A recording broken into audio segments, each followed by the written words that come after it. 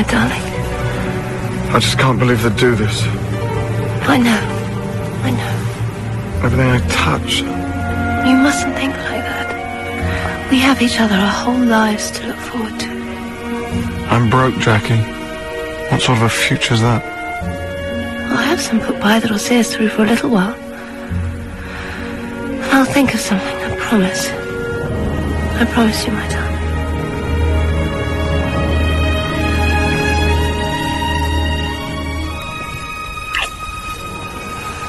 We love each other, and that's all that matters, yes.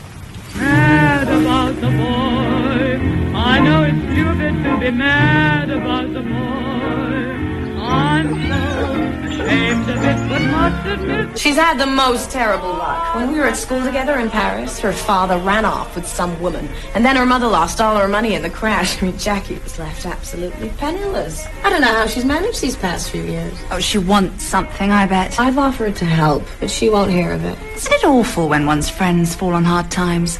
One simply has to drop them. She sounded very excited, but then she always does. It's the Latin in her. The boys are back from their ramble. England's manhood. You and Tim seem awfully close. Is there something going on that I don't know about? Oh, good heavens, no. The only woman in Tim Allerton's life is his mummy. All far too Sophoclean for my taste. And what about the good Lord? Still panting for you, is he? He's not the panting type. According to the gossip columnists, you're halfway up the aisle. Oh, no. Not yet. Not ever. Well, not him, anyway. But, darling, he's absolutely rolling. So am I. Oh, so divine. I bet these cost more than the house. Looks and money. I can't believe I like you. Joanna, darling, you don't like anyone. Don't I? Oh, well. Yes. Mademoiselle de Belfort will be here for supper. Thank you, Louise. What on earth's wrong with her? Look, her ghastly boyfriend is in trouble with the law. And can you believe she's asked me to stand bail for him? I said on no account. And that, frankly, prison's the best place for him. Oh, dear. She'll get over it. Allow me. God, I wonder what Jackie wants. The fact is, darling, I'm engaged. So that's it. Who is he? His name's Saimonn Doyle, and he's big and boyish and deliciously uncomplicated. He's been working in the city, and now they're, well, cutting down, so he's out of a job. Oh, Lynette, I shall die if I can't marry him. I shall simply die. My dear, you have got it bad. Well, when I heard he bought this place, I realised he'd be needing a land agent. And then I thought, Simon, oh, darling, he'd be just perfect. He loves the country, knows all about estates, and if he doesn't come up to scratch, well, you can always sack him. Say you will, Lynette, please. Oh, I knew you wouldn't let me down. We want to go to Egypt for our honeymoon. Can you imagine walking down an avenue of sphinxes with the man you love? Could anything be more romantic? Bring him along and I'll take a look. Well, actually, he's here. What? Just in case he said yes, you'll adore him.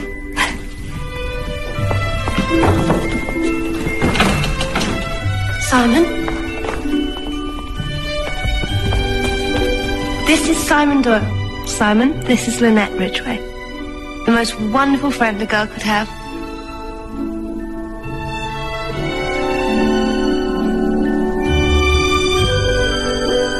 Well, now, isn't this simply lovely?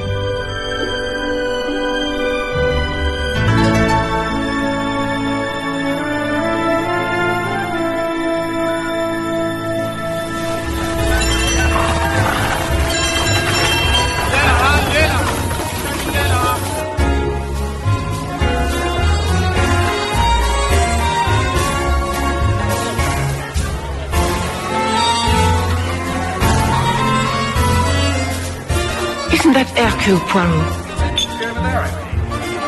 Do you mean that dwarfish-looking creature mincing down the stairs? Well, that's not very nice, darling. What on earth is he doing here?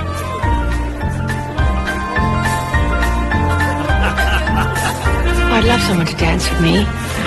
But who on this planet would want to dance with you? Well, perhaps someone may if I stayed. Pigs might fly. Remember, my dear, why you're here. To be handy, Cousin Marie. Precisely. After you've prepared my coucher, you may attend to my eggnog. You're not going to be grumpy, are you, darling? If only there were more young people around. And whatever for. You'd like it if Joanna were here? No, I wouldn't.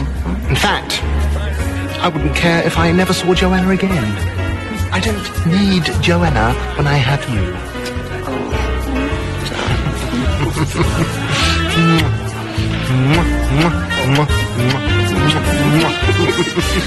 My God, did you see that?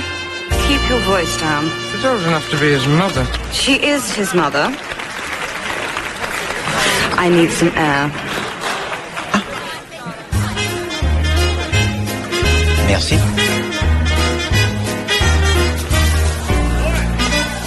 Monsieur Poirot? Madame. Salome Otterborn. Enchanté. That Gallic charm. You French are all the same. I'm Belgian, madame. I was wondering if you'd care to trip the light fantastic avec moi. Trip? I know this is the wrong way around, but after all, we are liberated now.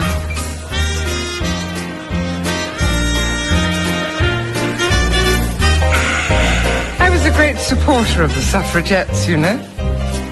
So, are you here on business? Are there grave affairs to be dealt with? You know, madame, I am simply the man of leisure. Essential, n'est-ce pas, to be out of London in January? Poor man. She's got her claws into him already. I'm here for the local colour. My new book, Snow on the Desert's Face, is set in these parts. No doubt it'll cause another furore.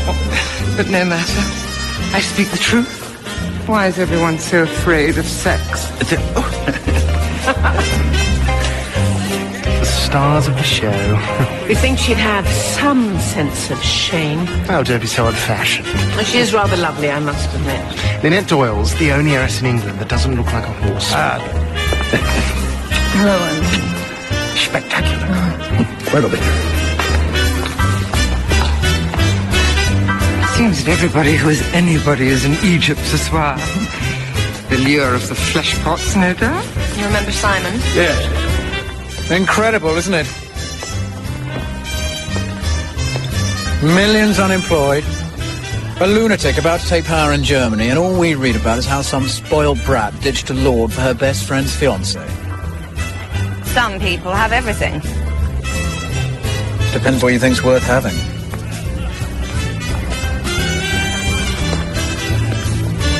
Hello, Simon. Hi, how are you? Wonderful. You look ravishing. Thank you. This is Andrew Pennington, my American trustee. We just bumped into him in Cairo. Yes. Quite a coincidence. Mother, I'm sure Monsieur Poirot would like a rest. Yes, no, I think that is a good idea. Because, no, please. Because my dinner seems a little reluctant to settle. If you'll excuse me. Of course, monsieur. We shall resume très bientôt. Yes. Au revoir.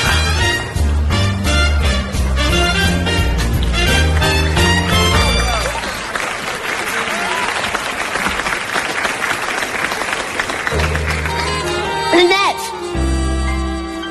What a simply divine surprise. We just can't stop bumping into each other, can we? Hello, Simon. You look a little tired, darling. Wearing you out, is she? I'd hang on tight, ducky. He's a slippery fish. I'll be seeing you.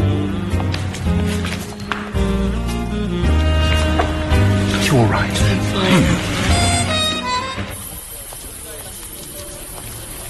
Mademoiselle?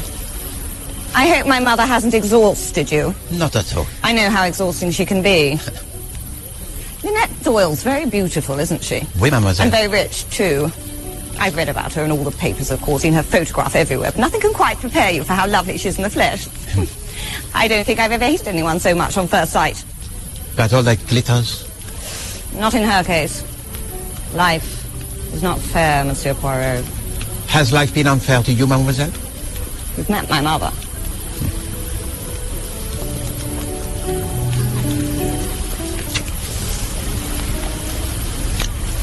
Monsieur Poirot? I didn't mean to startle you. No. But I am very anxious to speak with you. At your service, madame. You know who I am, perhaps? Oh, yes, I know exactly who you are. To come straight to the point, I am a victim of an intolerable persecution. Persecution? Perhaps if you could explain a little further? It's really very simple. Before I met my husband, he was engaged to a friend of mine, Jacqueline de Belfort. Now, they weren't remotely suited, and he broke it off. She, I'm sorry to say, has taken it rather badly, and out of pure spite, has chosen to hound us wherever we go. And you are here, I understand, on your honeymoon? That's right. Now, she first appeared in Venice, and then in Brindisi, and then in Cairo, and now here. She simply cannot be allowed to carry on like this. But she is perfectly within her rights. I'm sorry, did you not see the way she behaved just now? Oui, but she did not actually threaten you or cause you any bodily harm.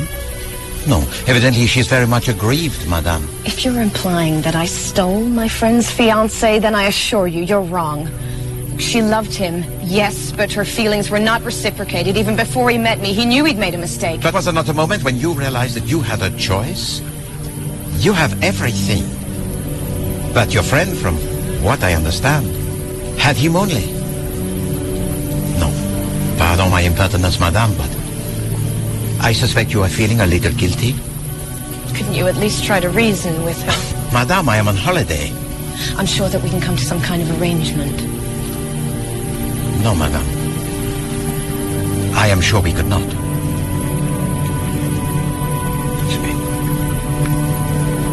She did threaten to kill us, you know. But then she does have a tendency to be a little dramatic.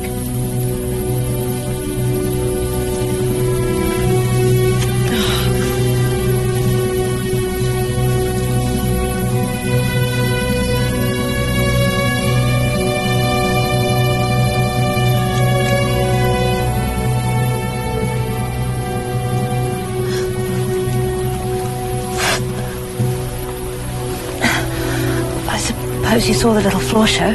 Oui, mademoiselle. I'm afraid I lost my head. They serve the most lethal martinis in this place. Bury your dead, mademoiselle. Has Mrs. Doyle sent you? Got you on her payroll already, has she? She has approached me, that is true, but I declined. You must look to the future. Oh, she'd love that. I am thinking of you. You have before you your whole life. Simon is my life. I can see that you loved him, but... We loved each other, Monsieur Poirot. And Lynette was my best friend. How could she? It takes two. She knew exactly what she was doing, and he fell for it. One of the richest women in England. No wonder it went to his head.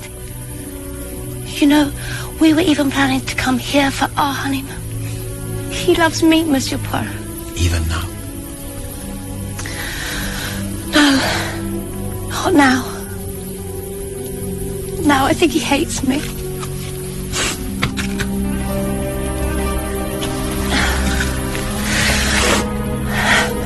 Pretty, isn't it? Quite a good shot, actually. My father taught me. I have to admit it crossed my mind to use it. But then I thought, no. Wouldn't it be much more fun to just follow them wherever they went? And just when they thought it was safe to relax, there I'd be. The ghost at the banquet. You must stop this now. And let them get away with it. Do not open your heart to evil, mademoiselle. If you do, there will be no turning back. She has taken everything from me, Monsieur Poirot. And I want to hurt her. To put my gun against her head and gently pull the trigger. Oh God, I'm so afraid.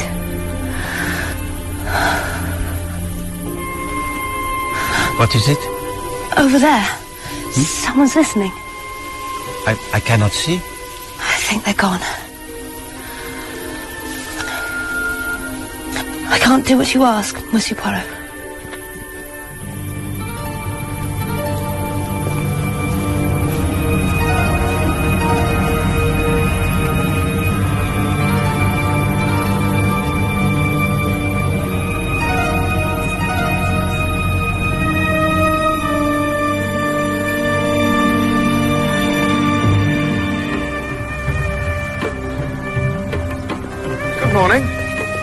Bonjour, Monsieur Doyle. And how is Madame? Absolutely pooped. Said she needed a bit more shut-eye. Gosh, I'm ravenous. Isn't it marvellous to do an English breakfast here? Can't stand all that brioche how do you do? Have you managed to speak to Jacqueline? Mr. Belfort at all? Oui. Did you get her to see sense, or... No, I'm afraid not. But decent girls just don't do that sort of thing. She's making a complete ass of herself and playing merry hell with Annette's nerves. And yours, monsieur? Oh, I'd like to wring her neck. Between ourselves, monsieur, I've hatched a plan. I'm letting it be known that Lynette and I are staying put for the next couple of days, but have in fact booked us on a Nile cruise leaving tomorrow morning. Under assumed names, of course. Of course. Then we'll make it look like we're going on an excursion. The maid will take charge of the luggage, and we'll hop aboard at the last minute. I'm Bob's your uncle. By the time Jacqueline realises we won't be coming back, it'll be too late. So, what do you think? Good wheeze? She has the brains, monsieur. We shall see. I myself will also be on the cruise. Really? Right.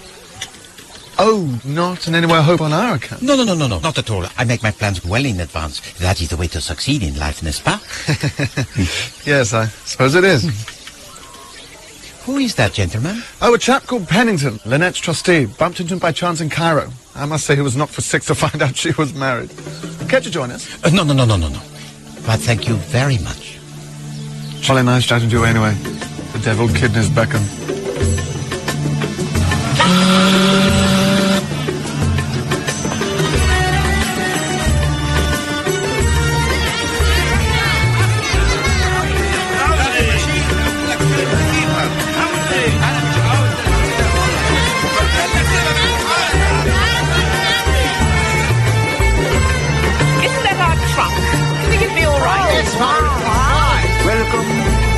Welcome for the SS carnival. Good morning.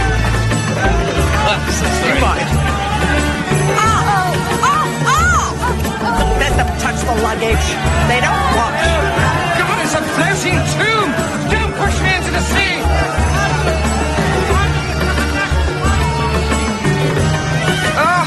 Black hole of Calcutta. Don't go on. Oh, isn't it beautiful? Where's my other luggage? I left it with the man. Merci.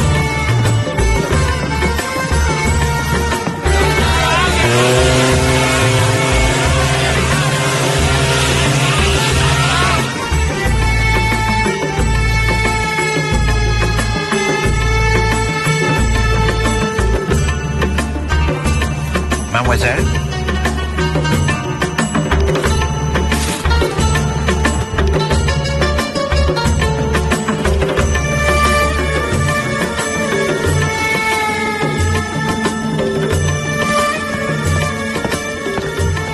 There's something about this place, don't you think? Something unsettling one can't quite resist. Oui. I had no idea they were coming.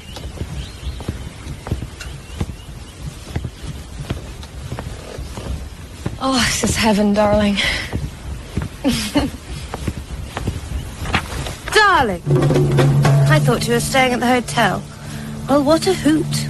I'm sure we'll have an absolute ball.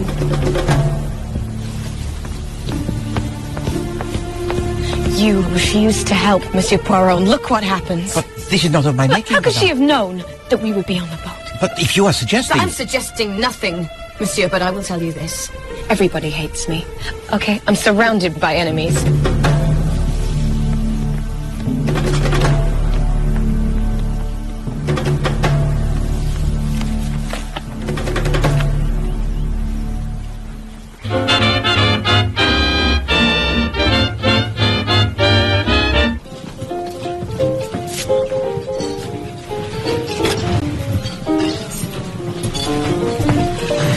Some of them look, after all we've done for them.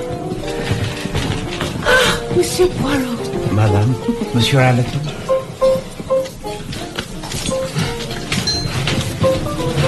Now, Mr. Poirot, perhaps you can help me put a face to one or two of the names on the passenger list. Dr. Bessner, for example. Over there, Madame. Oh, yes.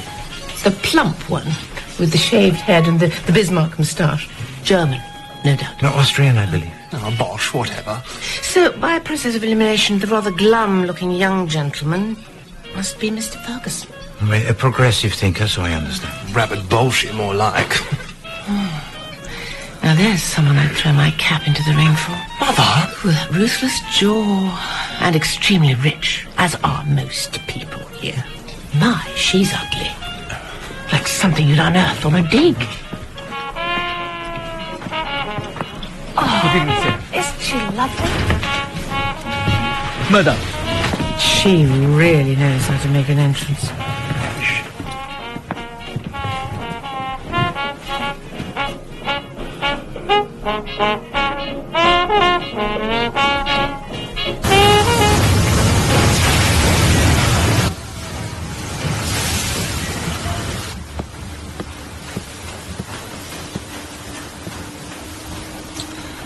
Good night, mademoiselle.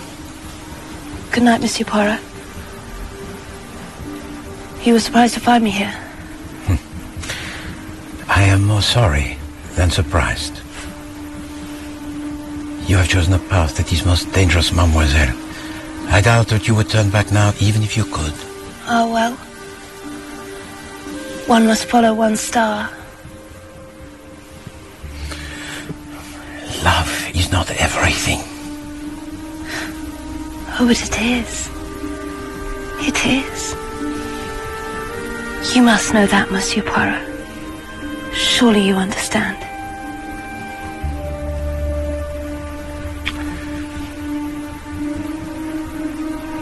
It is terrible, mademoiselle. All that I have missed in life.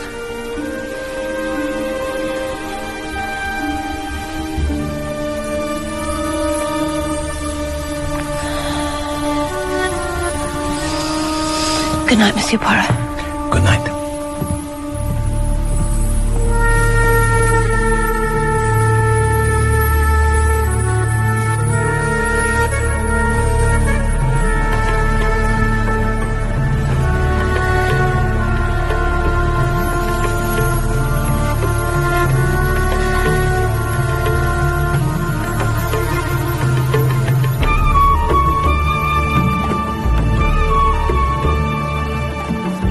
Mademoiselle Robson, your companion, she does not come ashore. Oh, well, you see, Cousin Marie has to be very, very careful about her health. But she was frightfully kind and said it would be all right for me to come. Well, that is most gracious of her. Oh, yes, she is. It's simply wonderful of her to bring me on this trip. I'm such a lucky girl. I'd always dreamed of traveling. It's amazing. Have you ever in your life?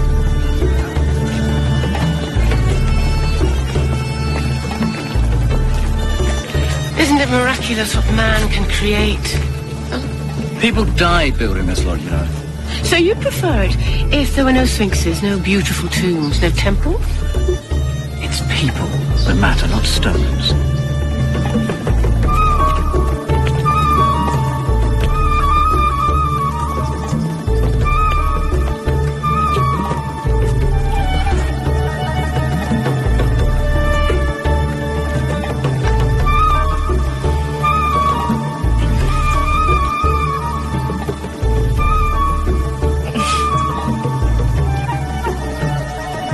What were they actually for?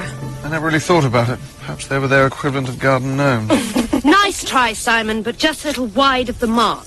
The Sphinx was, in fact, a monster from Greek mythology, with a woman's head, see, and a lioness's body. And it set... Oh, don't you want to know? It set riddles for travellers, and killed those who got them wrong.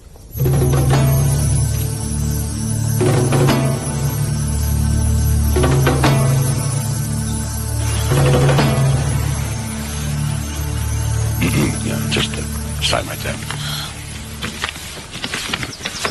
And this is the lease agreement for the Fifth Avenue apartment. Yes.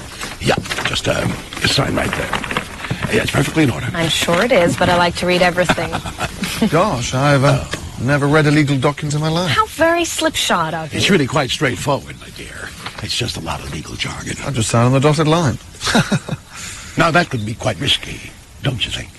Darling, if you carry on at this rate, we'll be here all day. Why don't we do this later. I think that's a very good idea. It's getting frightfully hot up here. Where have you been? I'm so sorry, Cousin Marie. I couldn't find you. You really are a hopeless creature. I can be rather stupid, can't I? You most certainly can. Oh, you forgot your magazine. What is the point of someone like that? And that rich kid signs a few documents, then has to rest because it's so frightfully hot. And what sets you apart, Monsieur Ferguson? I make people aware. And I certainly don't swan around like a fop. Why are you actually here, Monsieur Poirot? I'm on holiday. And you?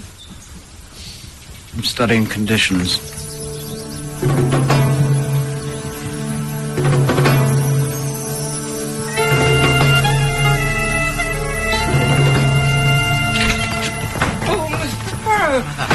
I'm so sorry. It's all the motion. I can't seem to find my sea legs. It's all this pitching and lurching. I think it would be best if Where's that wretched girl? If you were to go back inside, Mama. Leaving me to suffer hour upon hour. God, I hope we don't go down, Monsieur Poirot. The thought of being nibbled by haddock and carp. It is a little too dangerous, dear, huh? Yes. You might be swept overboard. And end my days in Neptune's arms. Covered in carbuncles like an old wreck.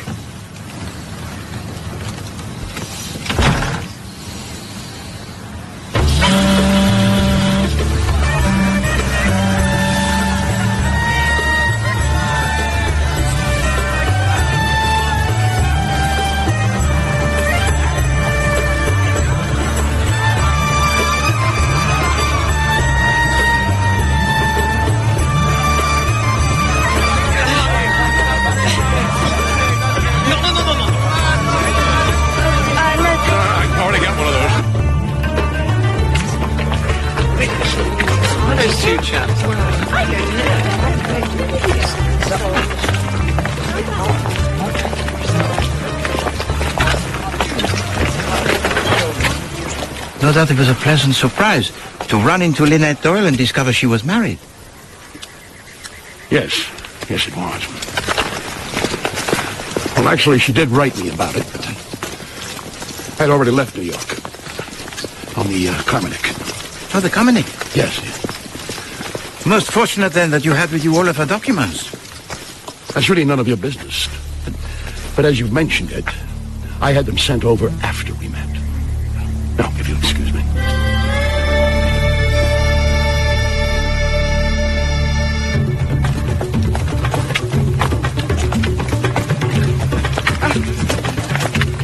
Don't fall down the hole.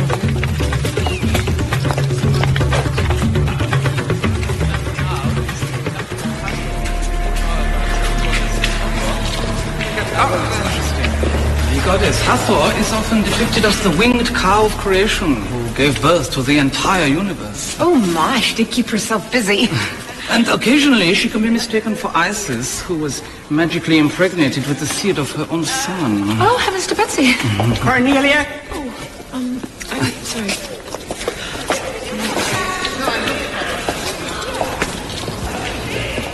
A nice curvy girl. This is what I like.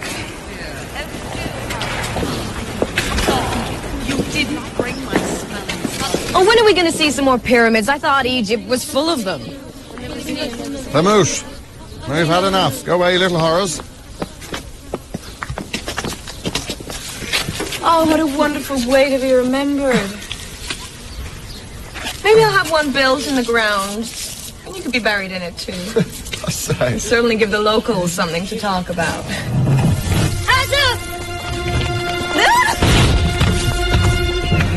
Oh, my God. Mama, monsieur, are you hurt? Well, isn't that fascinating? The goddess Hathor was a beautiful woman with the head of a cow. Still, I suppose it's better than being a cow with the head of a beautiful woman. This place is simply drenched in historical goodies like that.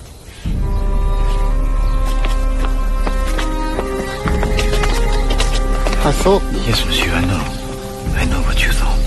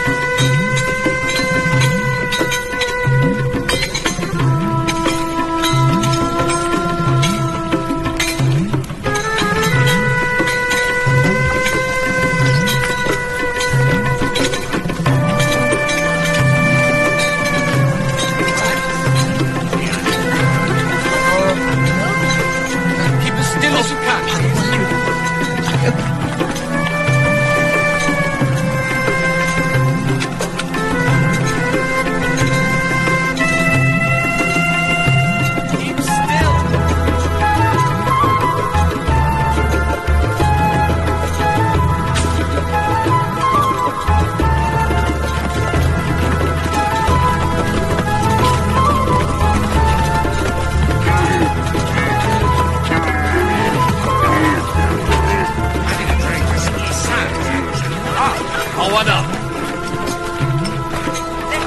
Salam alaikum. Bonjour. Pardon, je ne comprends pas, monsieur. And you pulled that, Poirot, you old dog. Oh. How's tricks? Colonel Reyes, I do not believe my eyes. How are you? Saddle sore. Flea-ridden, otherwise tip-top. Oh, what a big surprise to see you here. Well, I've been sorting out a few local difficulties. You know, restless natives, the odd assassination, that sort of thing. I said, that's pretty daring. Oh, merci. You know, you really must give me the name of your tailor. Oui. Where are you heading? Well, back up river with you. With me? Will you be on the government steamer? Well, in normal circumstances, yes. But when I heard that my old chum Poirot was in the vicinity, I thought that'd be much more fun. Something always seems to happen around you. I think it might have already started, mon ami. Oh, jolly good. Right. Madame Alata, Madame Autobahn, permit me to introduce a very old friend of mine, Colonel Reyes.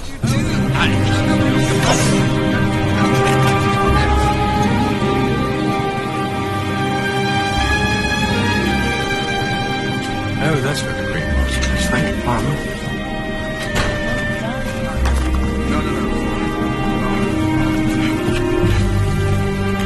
Hope we get the cards this time, partner.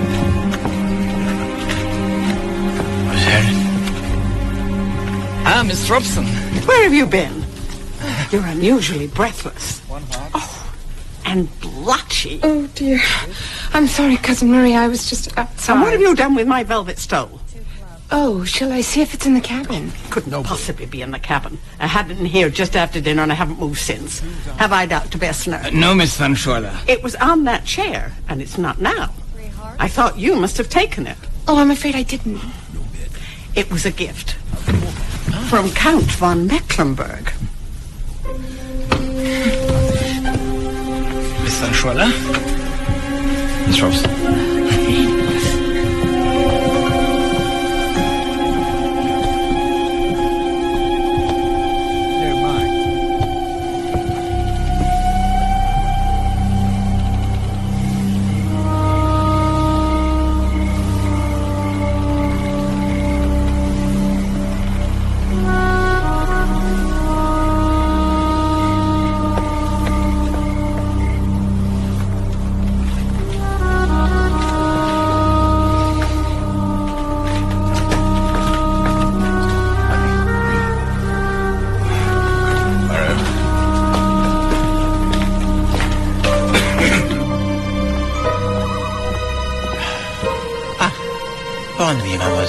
You look tired, Monsieur Poirot. Oh, oui, c'est vrai.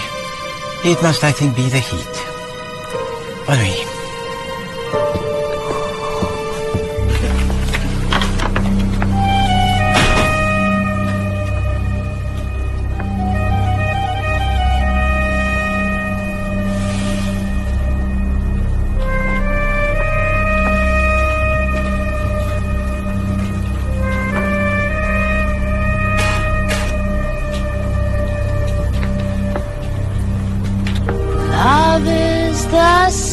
Thing. What else on earth could ever bring such happiness to everything? Love is the sweetest thing. Ba, ba, ba, ba, ba, ba. Cornelia, come and join me. Oh, well. Decided to make a night of it? Oh, no. I just didn't want to go to bed yet. It's such a beautiful night. It is lovely, isn't it? Just perfect for a honeymoon. Oh, 2 large gins. Oh, no, I couldn't. Oh, Tish. What's our score, Simon? Sorry. We made 120 below the line. Not bad looking, don't you think? Oh, well, I don't know. 30 above. You'd better watch out. There are no man-eaters around here. I'm so sorry. I'm suddenly very tired. And it is getting rather rowdy in here. Yes. Time to turn it. Are you coming, Simon?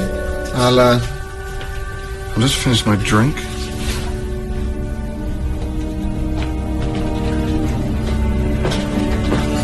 Good evening. Oh, well. But, my dear, you haven't had your nightcap yet. No. We girls must stick together.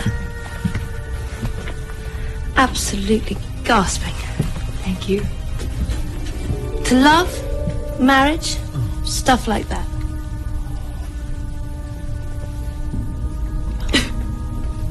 Tell me all about yourself. Oh, dear. Well, there isn't that much to tell. I live at home in Connecticut in a little place called Belfield, and it's my first trip to Europe, and I am just loving every minute. Go on. I live with my mother, whose health is unfortunately a little delicate at the moment. She sleeps very badly, and she eats only intermittently. Some days, just a piece of fruit or two, and other days she'll only touch cereals. Do go on. Yes, we're all ears. I must get to bed. Don't. I want to hear more. But there isn't any more.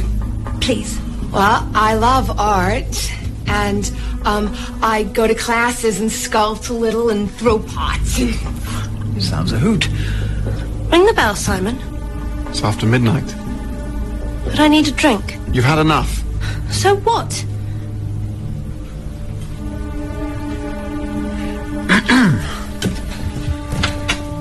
A bit of air. Yes, I think that's time.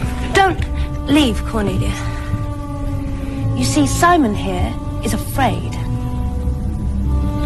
Afraid that I might tell you the story of my life. Go to bed, Jackie. Afraid of a scene, are you? Want me to behave decently like you behaved to me? Do you really think you can get away with this? You're drunk. I said I'd kill you, and by God, I meant it. Mr. Belford! Shoot you like a dog, like the dirty dog you are!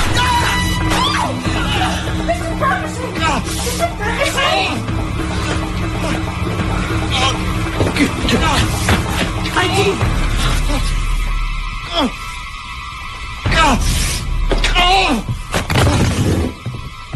Ferguson, someone's coming. Please tell them it's an accident. It's nothing.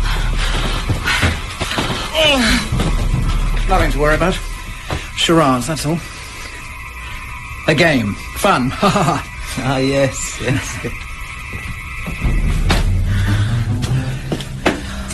Well, I don't think anyone else would have heard. It sounded like a cork popping. What have I done? It'll be all right. Get her out of here, for God's sake. Back to her cabin. And don't let her be left alone, whatever you do. Don't worry, Mr. Doyle. I'll stay with her. Get Dr. Besson to take a look at this. And please, don't let my wife get wind of this. This way, come on. It's all right. Come on.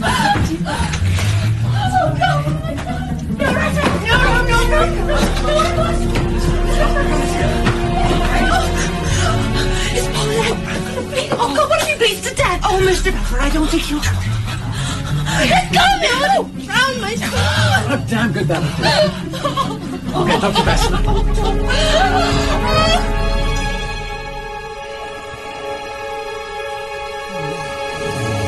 Do you have any idea what time it is? We need your help. Something's happened.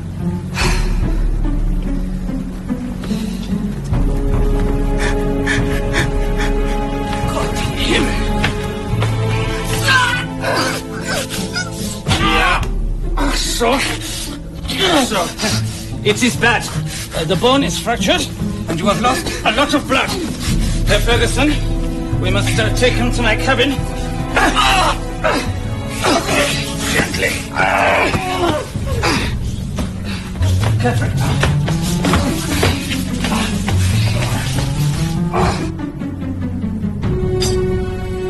That is the best I can do. You have been a hero, my friend. Now, I will give you something to help you sleep. Has anyone told Frau Doyle? No, I'll wait till morning.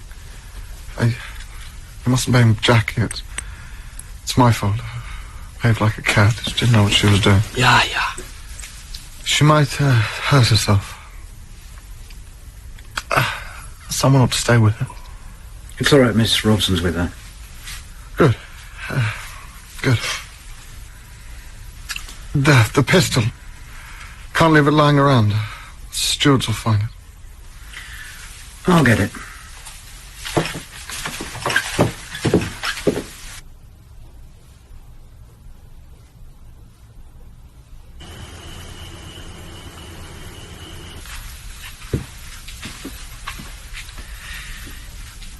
It's gone. Are you sure? Yes. It dropped out of her hand. She kicked it under a chair. I saw her do it, but it's not there. Who can have taken it?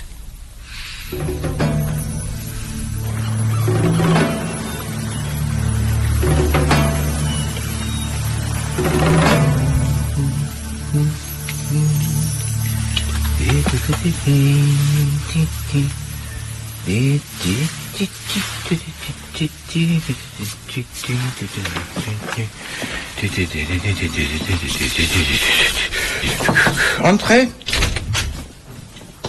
Ah, my dear Colonel, what a beautiful morning, n'est-ce pas? I'm afraid someone's been shot. Who? Lynette Doyle. Last night. Shot through the head.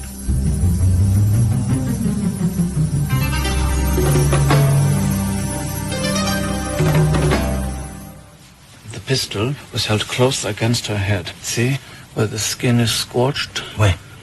There was no struggle. She was shot in her sleep. Time of death? She has certainly been dead 6 hours and probably not longer than 8. Between 12 and 2? May I ask, Colonel, with what authority you make these inquiries? The cruise manager has asked me to take matters in hand until we reach port. I have some slight official standing, you see? We are all at the disposal of the Colonel. Yes, quite. Now, what's all that about? What's this? Oh, it seems very simple, does it not? It would appear that as she is dying, she writes, with her finger dipped into her own blood, the initial of the name of the murderer. Jacqueline de Belfort. A young lady who less than a week ago declared to me that I would like nothing better than to place my gun against her head and gently pull the trigger. So I suppose her husband's next door? At the moment, he is in my cabin asleep. You spent the night in your cabin, Dr. Wessner? Yeah? I see you have not heard. Mr. Doyle was also shot last night. What? In the leg. Is there anyone else we should know about? That is all. It seems that Mademoiselle de Belfort worked herself up, helped by a few drinks, and finally took a shot at him. The poor man is completely immobilized.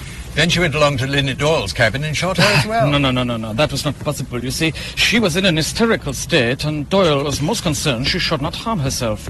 So Miss Robson stayed with her all night. Who discovered the crime? It was her maid, apparently, Louise Bourget. Colonel, my office is ready for you, sir. Thank you. If you could be as discreet as possible. Well, that's our speciality, old chap. Yes, sir, of course. Now, we need to speak to Doyle. You say he's still asleep? I gave him a very strong opiate. I would suggest I have my breakfast, and then I will see if he is ready to wake. Thank you, Doctor. Colonel? So at midnight, Madame Doyle was alive and well? Yes, I saw her to her cabin. Who was remaining in the lounge?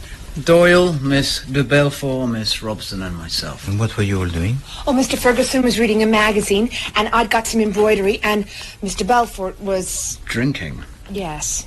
Like a fish. And I tried to leave once or twice, but she made me stay, and I was getting very uncomfortable. And so was Mr. Ferguson, who went out on deck. It was pretty stuffy in there. Then Miss de Belfort pulled out a pistol and shot Mr. Doyle in the leg. And I called for Mr. Ferguson, and Mr. Doyle said not to make a fuss. And then one of the stewards came, and Mr. Ferguson told him it was all sort of a game. And then Miss de Belfort started to cry, and so we took her back to her cabin, and I stayed with her while Mr. Ferguson got Dr. Bessner. What time was this? Mercy, I don't know. About 20 past 12? Because it was 12:30 when I finally turned in. And you are quite certain that Mademoiselle de Belfort did not leave the cabin? Positive. So she couldn't have shot Mrs. Doyle before, say, 20 past 12. How long did you remain with her, Mademoiselle Robson? Oh, I was with her all night. She never woke once. I think it was probably the drink. Bien, so far she has the alibi parfait. And Monsieur Doyle, I understand, was most anxious that she should not be left alone. Yes, he was worried that she might do something stupid. She even said that she wanted to kill herself. And the pistol? What happened to that? She dropped it. And kicked it under a chair. But when I went to get it, it had gone. Gone? Now we begin to arrive. You are quite certain that Mademoiselle de Belfort did not recover it before she left the lounge? Yes. Absolutely. She had no opportunity of returning to retrieve it. So how long was it between the time that you and Dr. Bessner carried Monsieur Doyle out of the cabin and when you returned to look for the pistol? 5 minutes. 5 minutes. And in that 5 minutes, someone removes the pistol, and that someone was not Jacqueline de Belfort. And we may assume that this person had overheard or seen something of the events preceding. Well, how do you make that out? Because you told us that the pistol was out of sight, so it could hardly be discovered by accident. Well, I saw no one else on deck before the shot was fired. On which side were you, monsieur? Starboard, I think. So if anyone was on the port side, you could not have seen them? No, I suppose not. Did anyone hear the shot apart from the steward? I doubt it. Sounded like a cork popping anyway. Did you hear anything at all after retiring? I think I heard a kind of splash just as I was dropping off. What time would that be? What's French for the third degree? Just answer the question. 1 o'clock, 5 past, who knows? Now, will that be all? Oh, yes. Thank you, monsieur, for your help. Oh, by the way, who exactly are you? What a damn fool question. Heat getting too much for you, is it? No. But thank you for your concern. What a frightfully rude young man. Oh, one thing more, mademoiselle. Had you ever met Madame Doyle before this trip? No. Never. Merci. Good day. I didn't do it. You must believe me. I was in such a state I could have killed Simon, but I didn't do the other. There. We know, mademoiselle. You do? Oh, yes. It is proved, mon enfant. It was not you. Oh, thank God for that. So who was it? Oh, that is where we need help. I can't think of anyone who wanted her dead except for me. I wanted her dead. And she is dead.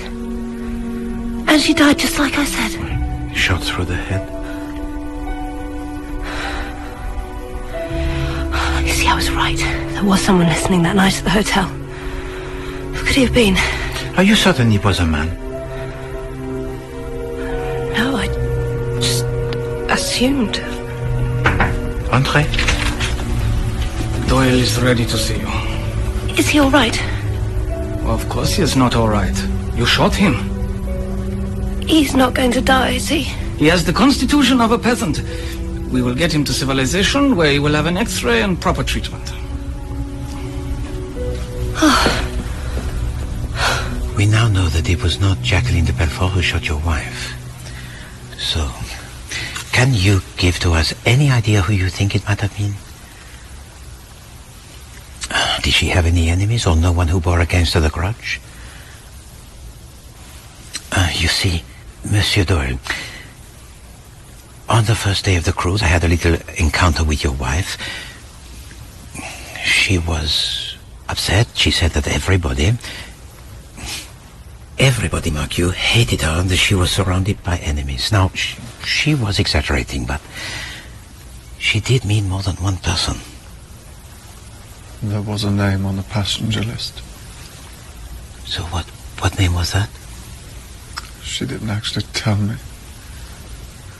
You see, her father played the markets. Several people got it in the neck.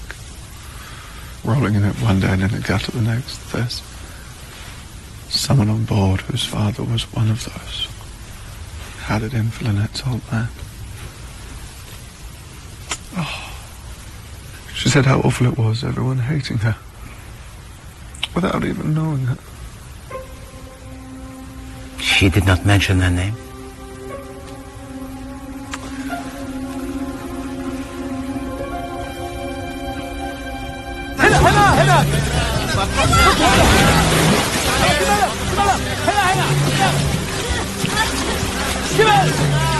Tell me, Mademoiselle Bourget, what hour was it when you last saw alive your mistress?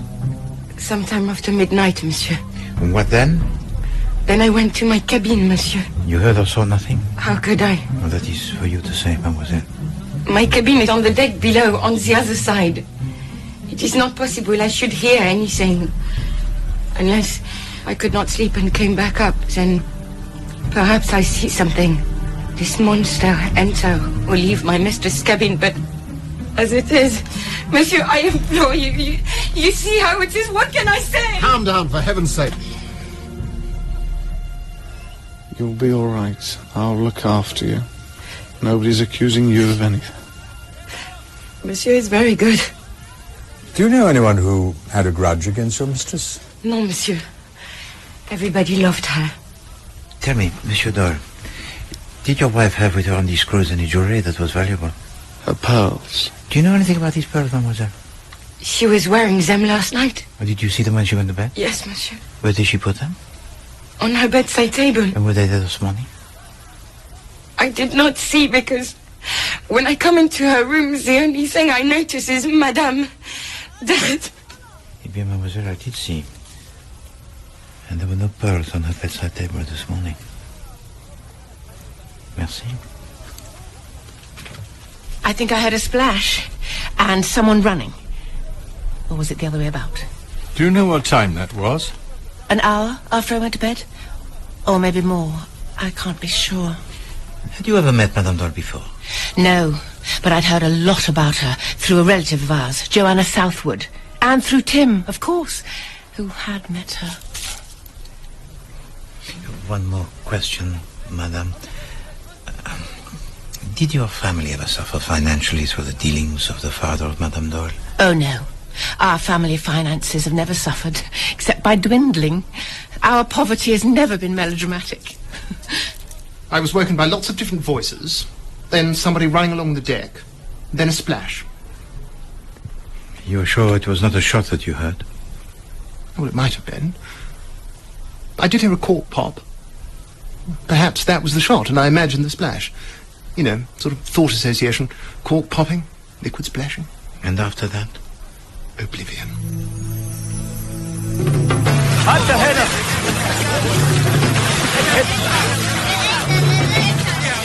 I heard somebody on deck and then a splash. Do you know what time this was? 10 after 1. I looked at my clock. You did not hear a shot? No, I did not. Have you any idea what might have caused the splash? Oh, yes. You do? I know exactly what it was. I went to the door of my cabin. The daughter of that hideous woman in the turban was leaning over the rail. She just dropped something into the water. You quite sure? Why else would I have said it? Yes? We found it, Colonel.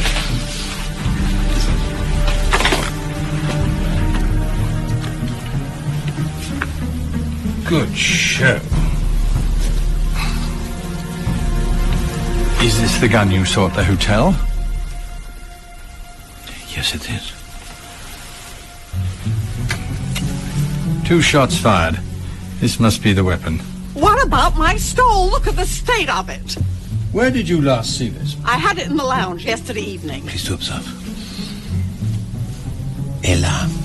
Oh! So the murderer must have used this as a silencer. The impertinence. Miss von Schuyler, would you excuse us, please? Count von Mecklenburg will be most displeased.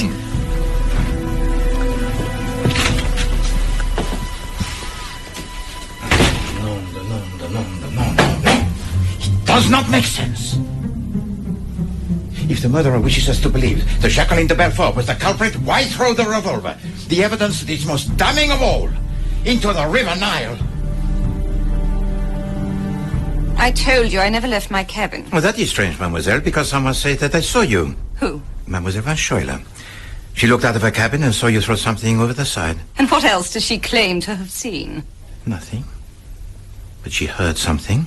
Someone moving about the cabin of Madame Doyle. Of course, mademoiselle, there might be a reason that he's perfectly innocent for throwing something overboard, but then again...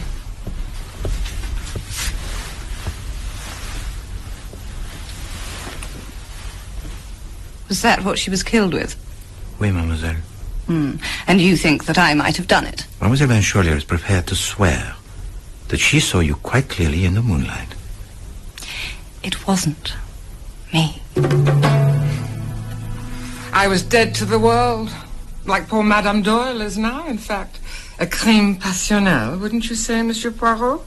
That girl, Jacqueline, half Latin, you know, creeping along the deck, pistol at full cock. Or Mr. Doyle, deranged by desire, lust pumping through his veins. Or perhaps Miss Robson, the repressed virgin, tragically plain, driven to distraction by the proximity of honeymoon passion. Tell me, Monsieur Pennington, are you aware of anyone who might have wished to see Madame Doyle dead? Well, there's that that Miss de Belfort girl. Now, if looks could kill. Thank you for that, Monsieur. You may perhaps also recall that Madame Doyle, she had a very near escape at the Temple of Hathor. Well, I did hear about that, but I was inside the temple at the time. Mr. Doyle mentioned there was someone on board who bore a grudge against her family. Do you know who that could be? I'm afraid I don't. No business dealings of our father that might have resulted in ruin for some rival? Not that I am aware of.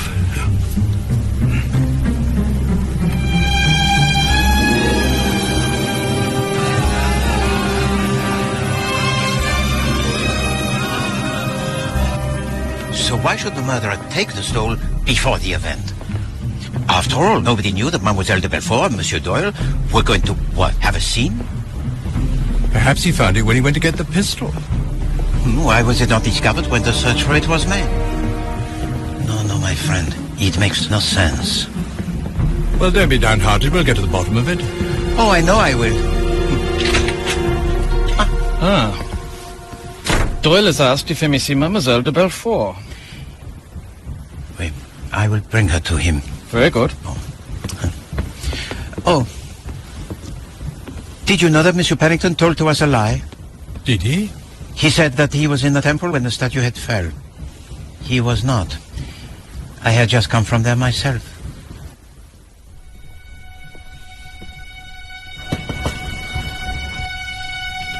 Come in.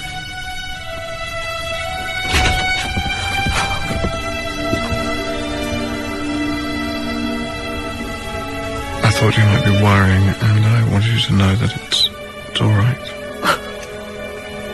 I've behaved absolutely rotten to you. Oh, Simon, I'm so sorry. I'm so sorry.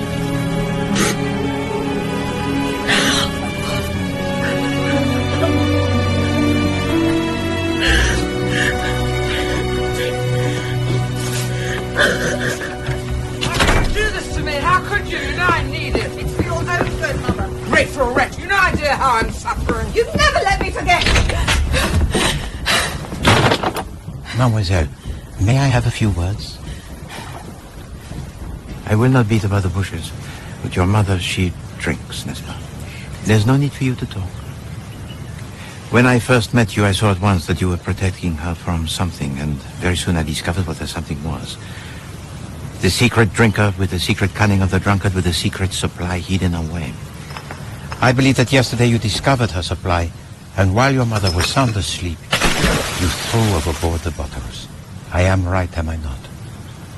It all began when her books stopped selling and it hurt her dreadfully. She made a complete fool of herself. It was awful. I had to keep my eye on her all the time, and she began to hate me. Pauvre petite. Oh, don't pity me, for God's sake. I know people think I'm stuck up, bad-tempered, but the truth is I've forgotten how to be nice. You won't tell anyone, will you? No. But now I want you to tell to me that which I need to know. At what time did you throw overboard your bottles? At 10 minutes after 1, perhaps? About that, yes. Now, as I have already told to you, Mademoiselle Van Schuyler saw you from her cabin door. Now tell me, did you see her? No, I didn't. I looked along the deck, out to the river. But did you see anyone when you looked along the deck? Anyone at all? No. I saw nobody. Merci.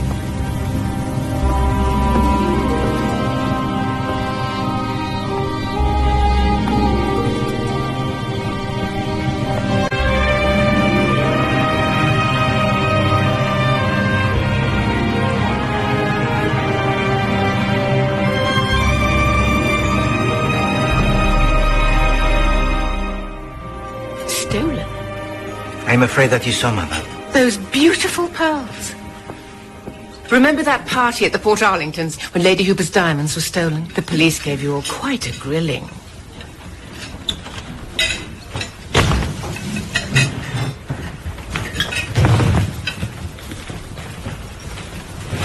child.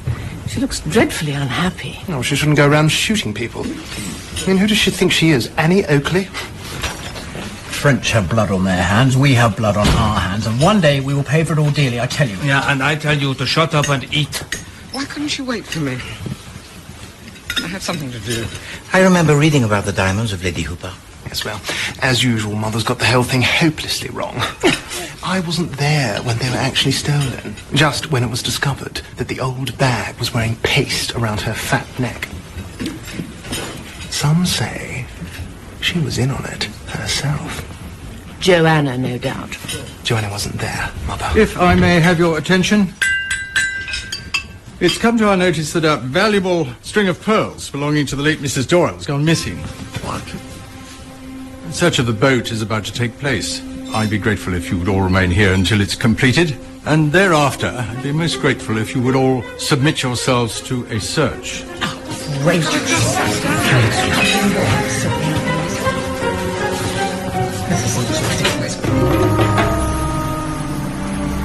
Sir, there is a lady who says it is urgent she should speak with you. Bring her in. Please. Miss Robson. Mademoiselle. What can we do for you?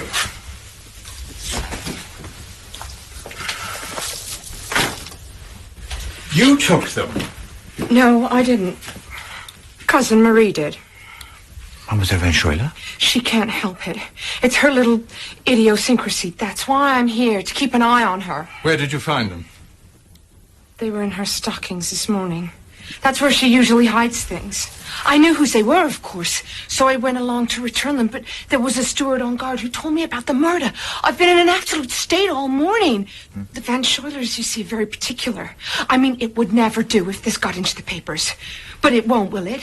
Well, that depends, Miss Robson. No. We shall do our very best for you, of course, mademoiselle. Thank you so much. Yes, please. Thank you, monsieur.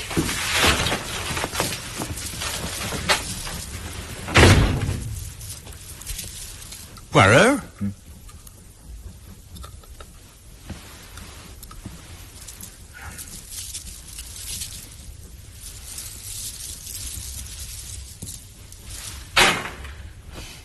Imitation, my friend. Now we begin our search for the real thing. I doubt we'll find it in Mrs. Doyle's own cabin. One never knows what one might find, Colonel.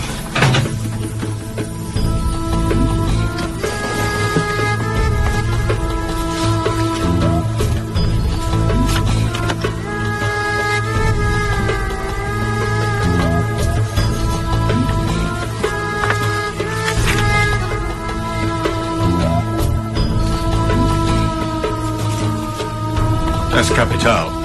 Conrad Ferguson's a Bolshevik. I always knew there was something fishy about the chap.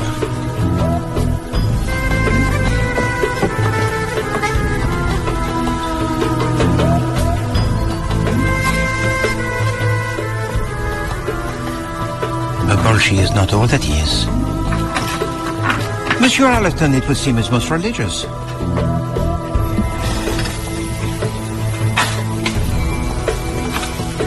The glue. Now what did he want with this, I wonder? Well, I don't know.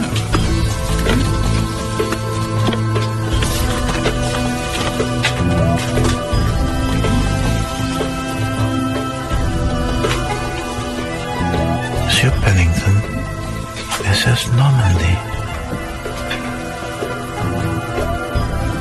Poirot?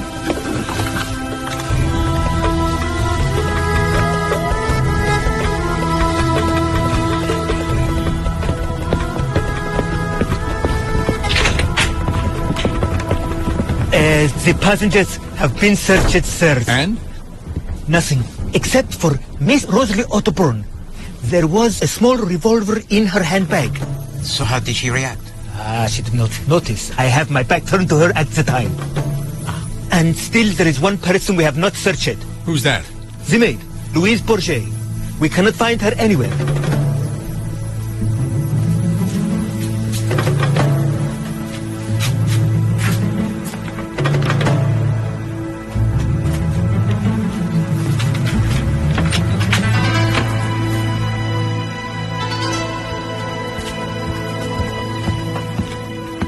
Dead not more than an hour.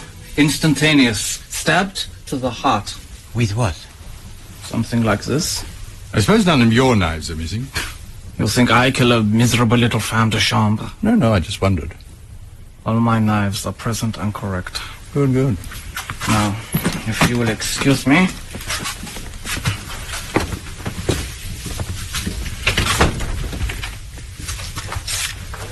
She was holding this. It's the corner of a 1,000-franc note. And what did she say when we questioned her? It is not possible that I should hear anything unless I could not sleep and came back up. Then perhaps I see something. This monster enter or leave my mistress's cabin. And that is exactly what happened. She did return to the top deck. She did see someone enter or leave the cabin. Blackmail? Yes, so the murderer enters, gives to her the money, and while she is counting it...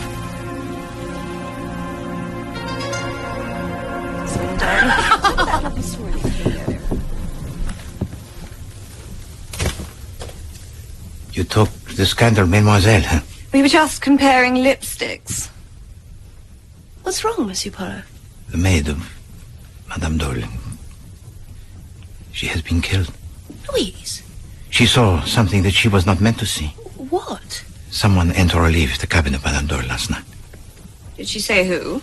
Oh, Monsieur Jacqueline, if you please to excuse us. Oh, of course.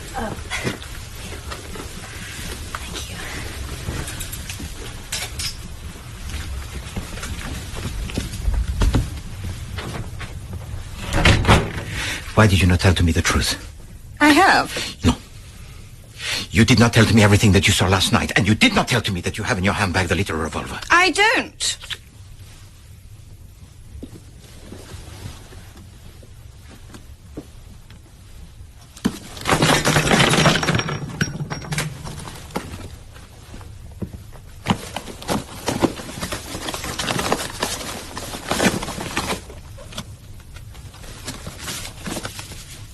I want the truth. And what is the truth? That last night you saw someone come out of the cabin of Lynette Doyle. I am right, am I not, mademoiselle? I've told you I saw no one.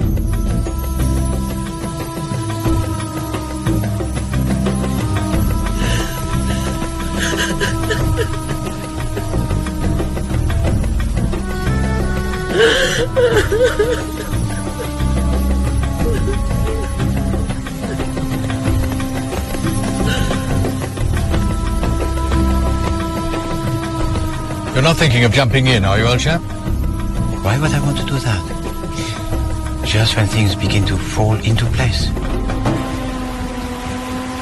Just a few questions, that is all, Doctor. I return in 3 minutes, then positively you go. Merci. I will not detain you for long, Monsieur Doyle. So, what is it? Monsieur Poirot!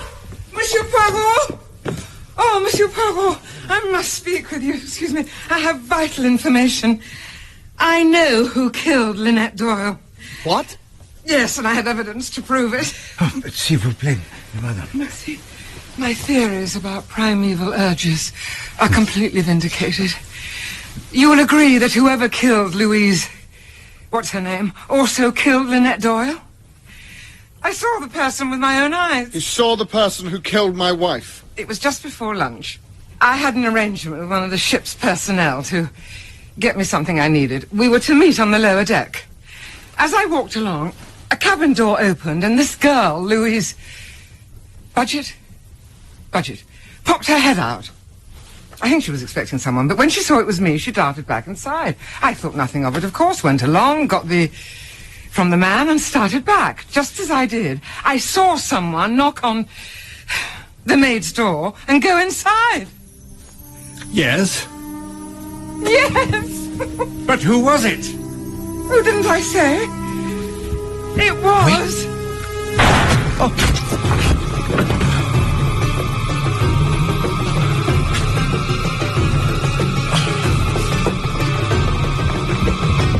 What the devil was that? Did you see anyone? No. That's Pennington's gun. I saw him cleaning it the other day.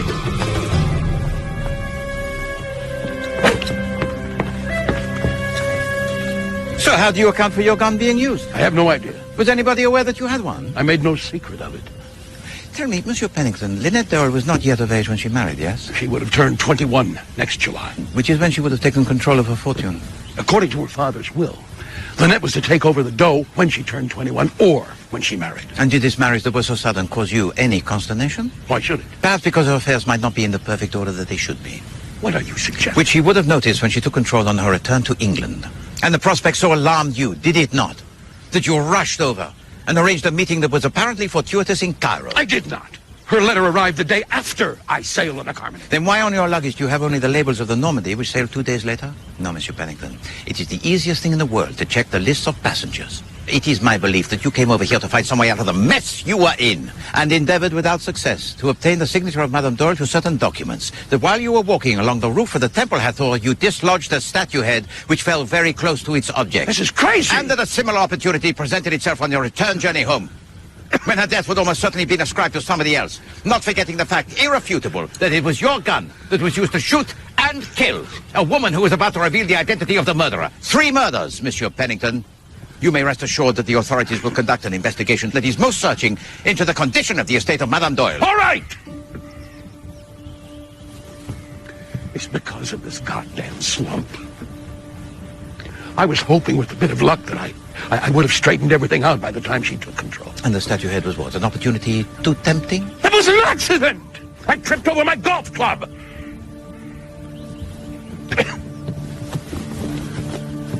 And I didn't kill her either! You hear me? You're not going to pin that on me, and you never will.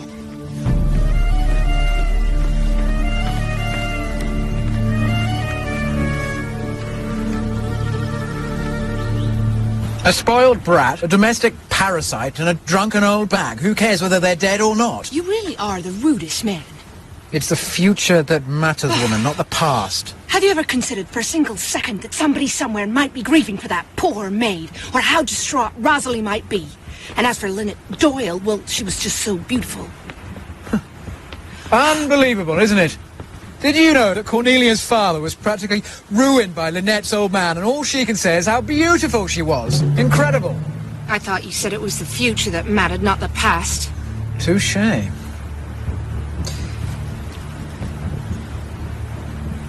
Will you marry me? What? It goes against all my principles, I know, but I really think you should, so how about it? It's a disgusting idea. Is that a no? You are opinionated, unreliable, scruffy, unpleasant, and utterly irritating. Apart from that. You see?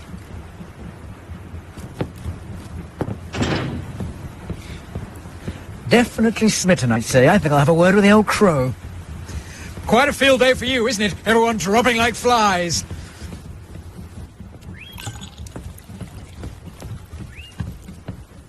Good afternoon.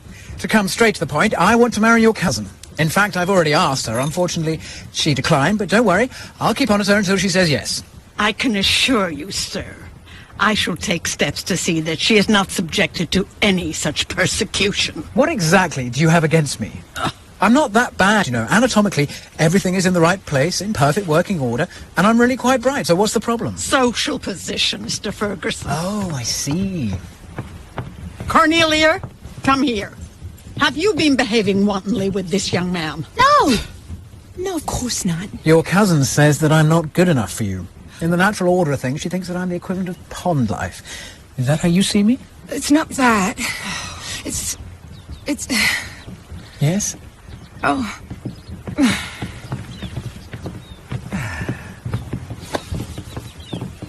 Isn't she wonderful?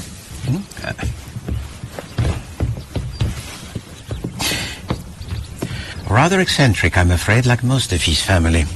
Well, he refuses to use his title because of his ideas progressive. Title? Oui. Lord Dawlish. You did not know? Oh, he is, how do you say it? Rolling in money, of course, but he became a communist at Oxford. Lord Dawlish? I recognized him from a picture in the paper, and then I discovered his signet ring with the Dawlish coat of arms on it.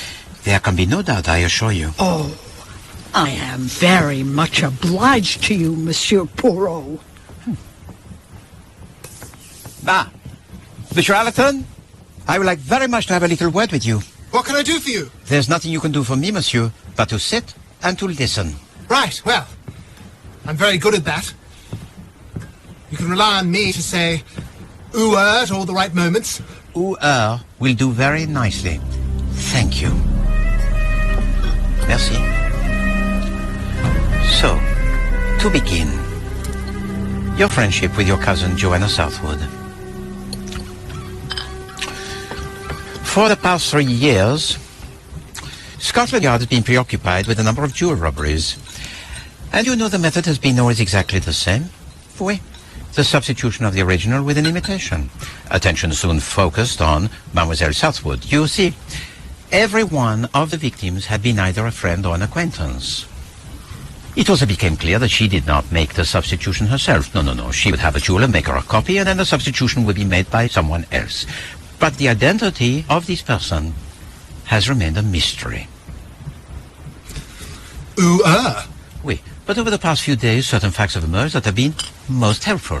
Your attendance at the house party where one such robbery occurred, your obvious resentment of my presence here, and the discovery that the pearls belonging to Lynette Doyle were missing. But what do I find? I find that the pearls that were stolen and returned were imitation, previously substituted for the real thing.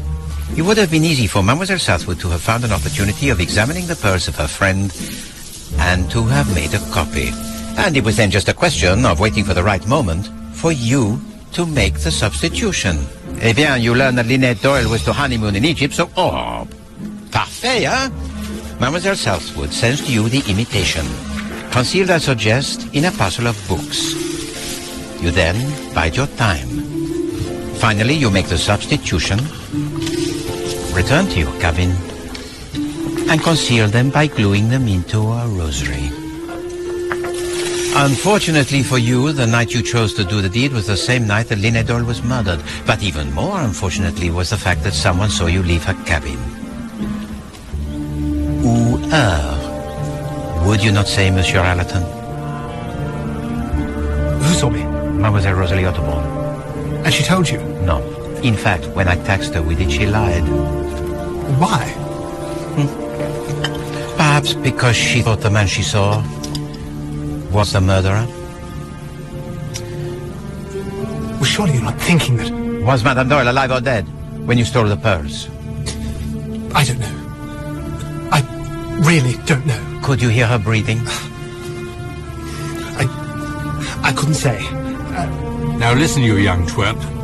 Monsieur Poirot here can build a case against you that's so rock solid you'll be hanging from some gallows before you can even draw breath to say foul. Didn't murder anyone. I admit I substituted the pearls, but murder... No. I swear. It would make a very good case, though, I assure you. I suggest that when I examine the rosary, I will find nothing there. And that since Mademoiselle Otterborn still persists in asserting that she saw no one on the deck last night for this particular theft, there is no case against you. The pearls were taken by a kleptomaniac who has since returned them. Don't know what to say, Mr. P. Under the circumstances, Mr. A, I would suggest that this is no bad thing.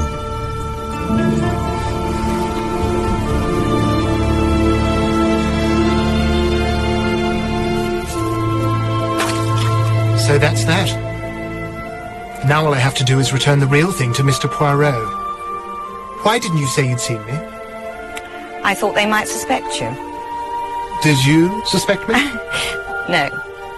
I knew you couldn't kill anyone. Miserable little thief, that's all I am.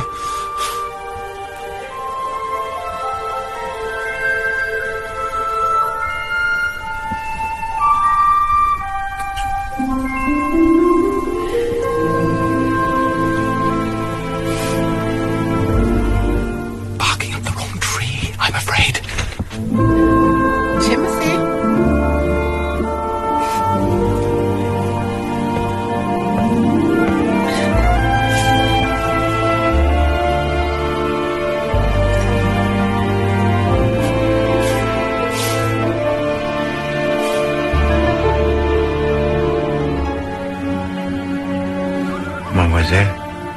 Messieurs, I am pleased to inform you that the picture is finally complete. Eh bien, where to begin, huh? You know, our big mistake, and unbelievable that I should go along with it, was to suppose that this crime was spontaneous. Not so, no. It was worked out meticulously in every detail, even to the drugging of the bottle of wine of Ηρακλή Πουαρό.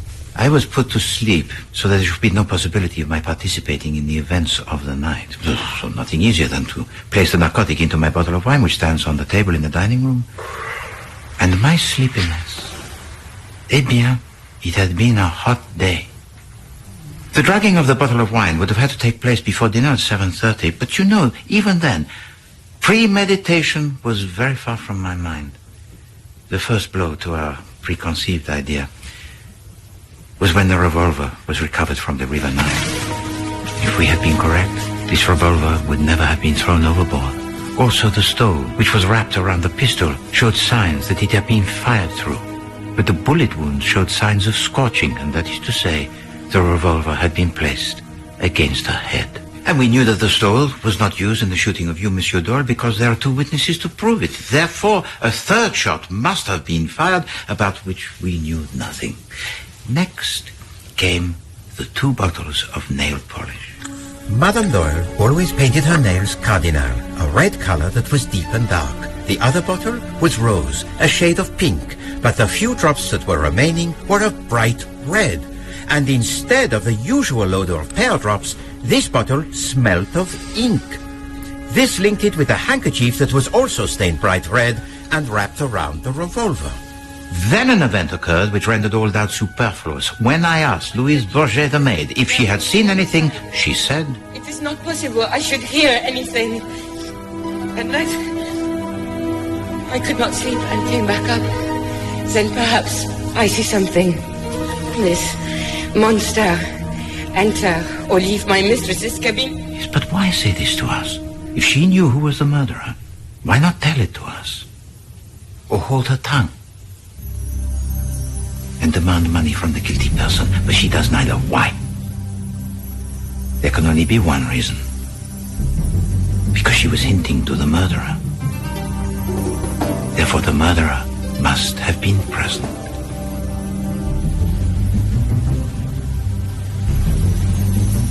Are you accusing me? Yeah, but why would you kill her, Dr. Besner? And you, Monsieur Doyle? There are witnesses to swear that you did not leave the lounge before the quarrel broke out, and then you were wounded in the leg, making it physically impossible. So no, Dr. Besner must be the guilty one. But why should Louise the maid be hinting to Dr. Besner? She could have spoken to him any time she wanted. So no, there was one person, and one person only, who corresponded to her necessity. Saimonn Doyle.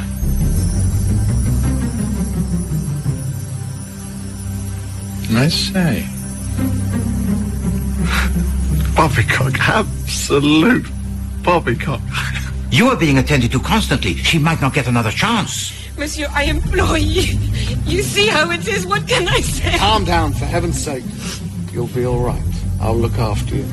And that was the assurance that she wanted, and she got it. Impossible. The man could not move. Exactly. This is an outrage. But what had actually been seen? Mr. Belfort treats you like a dog, like a dirty dog. Oh! Mr. Ferguson! Mr. Ferguson!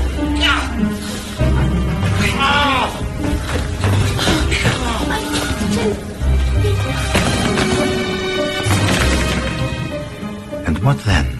Get her out of it, for God's sake. Back to the cabin. Don't let her be left alone, whatever you do. Oh, don't worry, Mr. Doyle. I'll stay with her. Oh, you get Dr. Besner's take, okay? But all of these cabins were on the port side. The cabin of your wife, Monsieur Doyle, it was on the starboard side. So this was your only chance, and a few minutes is all that you needed. You see, what had been witnessed was not what actually happened.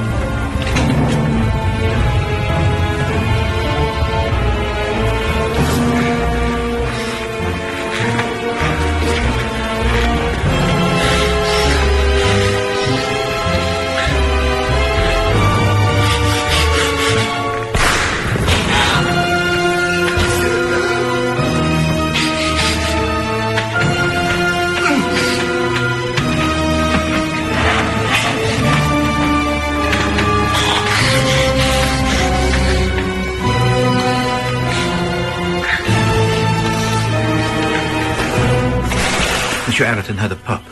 He heard a splash. And he heard something else. The footsteps of someone running past his door.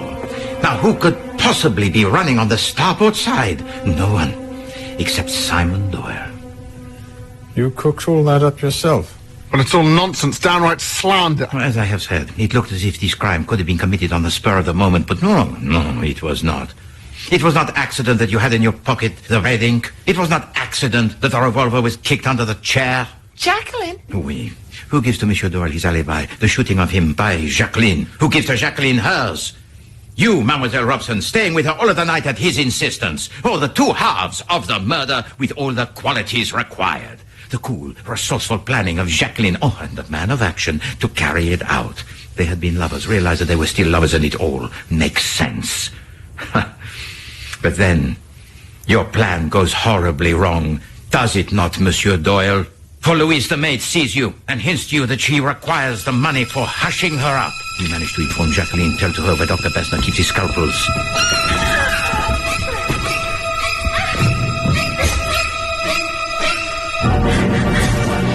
And hey, presto, she returns the scalpel, hurries into lunch rather late and breathless.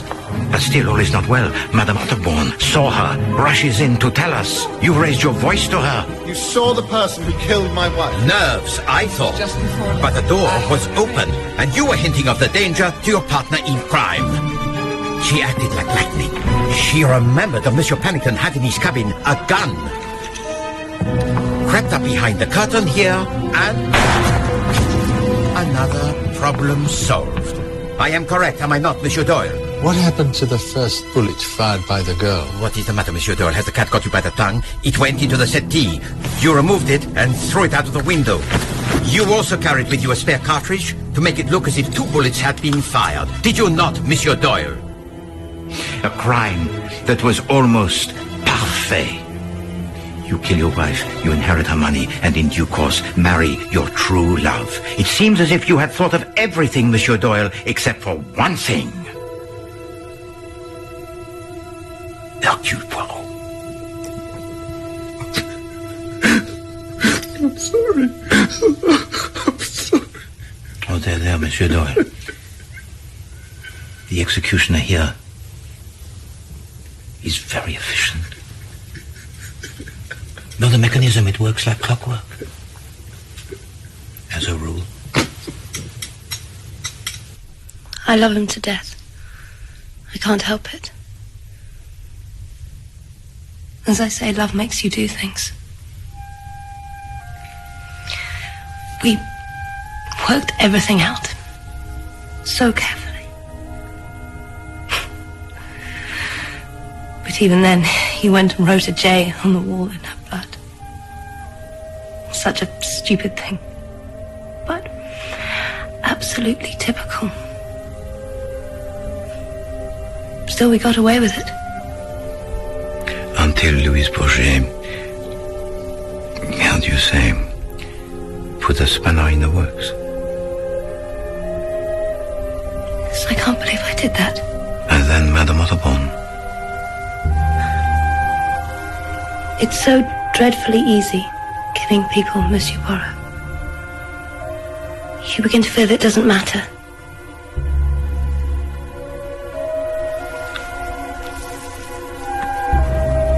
That evening in the grounds of the hotel when you said that you saw someone, there was no person there, was there?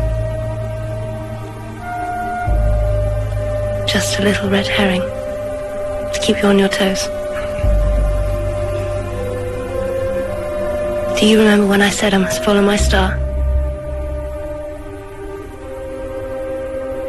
It's finally burnt out, hasn't it?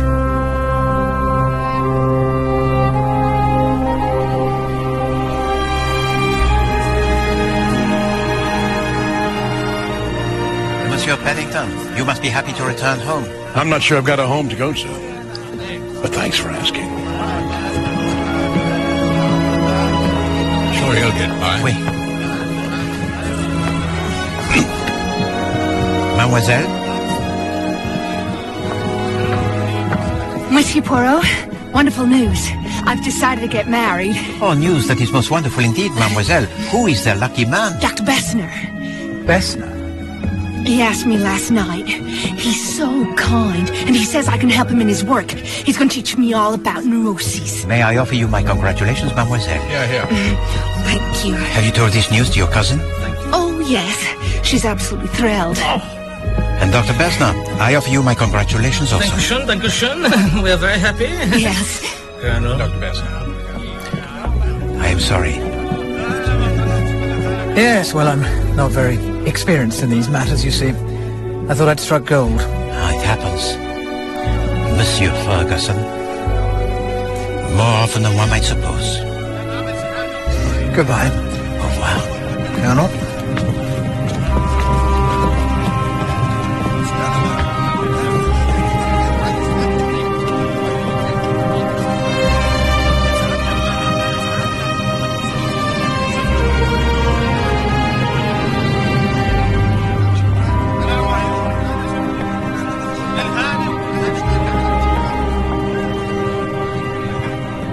Who would have thought it would come to this? It was you, mademoiselle, who said that life was unfair. Hello, Simon. Messed up again, didn't I? Confessed a lot. I'm sorry. It's a fool's game, my darling. And we've lost. That's all. Please, may I kiss him? I'm not sure I'll get another chance.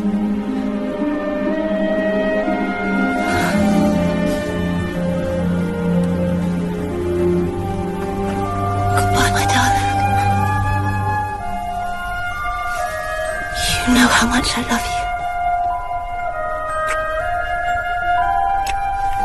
Goodbye. Where the devil did she get that? She had two of them. She slipped it into your handbag, mademoiselle, on the day of the search and retrieved it later when she visited your cabin. You knew? It is not always that simple. Love is the sweetest thing.